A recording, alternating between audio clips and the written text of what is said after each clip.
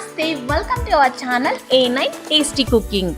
ఈ రోజు మన టేస్టీ కుకింగ్ లో అందరూ ఎంతగానో ఇష్టపడే చేపల ఫ్రైని ఈ రోజు సింపుల్ గా ఈజీగా టేస్టీగా ఎలా చేసుకోవాలో ఈ వీడియోలో అయితే మీకు చూపిస్తానండి.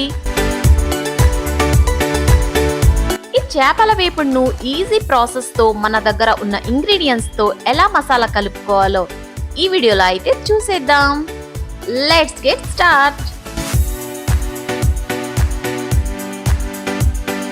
ముందుగా చేప ముక్కల్ని శుభ్రంగా నీచు వాసన అనేది లేకుండా కడగాలి.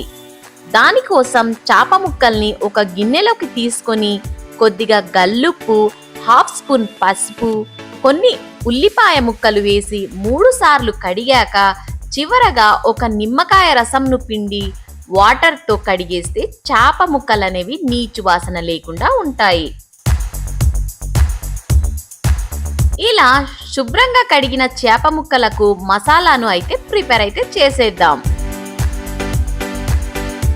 మసాలా కోసం ముందుగా 4 స్పూన్ల కారం వేసుకోవాలి.